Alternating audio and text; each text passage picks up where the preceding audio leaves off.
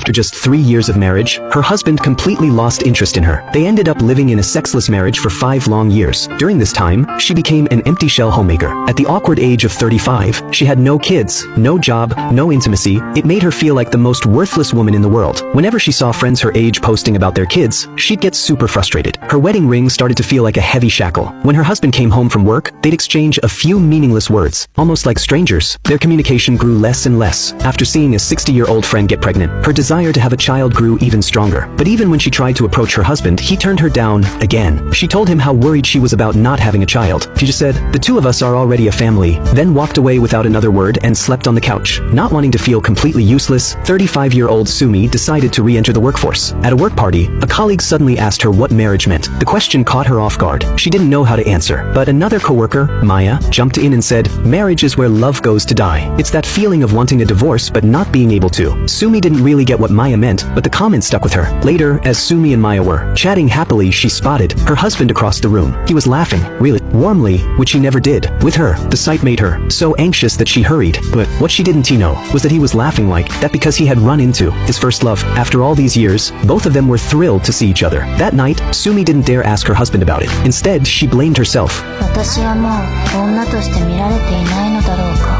怖くて聞けないから笑顔になる。私はダメな女だ。She reached out to her best friend for a makeup session. Later, she stood in front of her husband with hopeful eyes, but he didn't even notice. Bit by bit, the disappointment piled up. Meanwhile, her husband was happily looking at photos his first love had sent him. That happiness even made him a little more engaging with Sumi, but eventually, she wiped off her lipstick with a sinking heart. Sumi was just that insecure and timid. That night, her husband went on a private date with his first love. They had dinner together. When she mentioned her son was into football, he brought out a football he'd bought just for him. They talked about the old days and the present, and the mood between them grew more and more intimate. When he got home that night, he didn't pay any attention to Sumi. He just kept chatting with his first love online.